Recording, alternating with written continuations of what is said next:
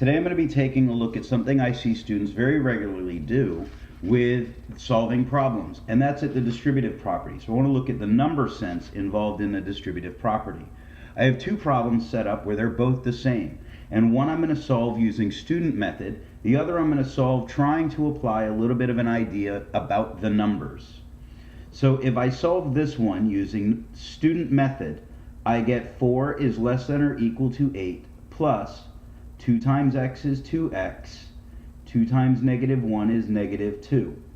So students tend to then combine like terms to get 4 is less than or equal to 6 plus 2x.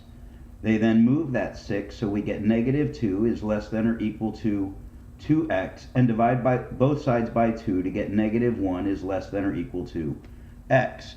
And this is absolutely correct. And there's nothing wrong with having a fixed method to get your solution as long as it always produces that correct solution. I want to take a look at an alternative way to approach that too. So over here, I'm going to move that 8 first. And what I'm going to get is -4 is less than or equal to 2 times x minus 1. And instead of doing the distributive property, I'm going to divide both sides by that 2 to give me -2 is less than or equal to x minus 1. Now I add 1 to both sides, and -1 is less than or equal to x. Here we find that we have less work.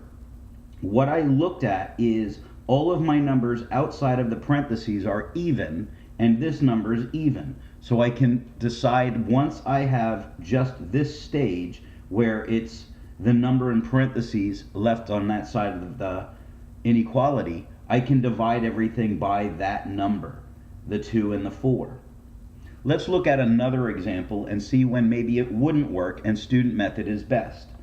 Looking at the student method here, I would get 2 is equal to 3 times x is 3x, and 3 times 1 is 3.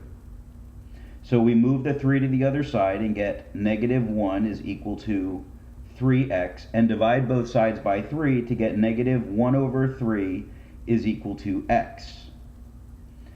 If I try to do the method where I'm not going to do the distributive property, but I'm going to divide, I then divide both sides by 3 and get 2 over 3 is equal to x plus 1. I subtract 1 from both sides to get 2 over 3 minus 1 is equal to x. Now I have to change that 1 into a fraction. I'm going to change that to have 2 over 3 minus 3 over 3 is equal to x. So that 2 minus 3 is -1, and that's over 3 is equal to x. So we see in this case, student method of just doing the distributive property was less work. This one took more steps, more work. The reason for that is 2 and 3, they don't divide each other. You can't divide 2 by 3. So it wasn't worth using the division property of equality. In this case, it would have been better to use that distributive property. And take a look at these problems so that in your own problems, you can decide whether or not to do the distributive property, as is done here, to be more efficient, or if you can use the division property of equality, as done here, to be more efficient, or if the distributive property, as over here, is more efficient.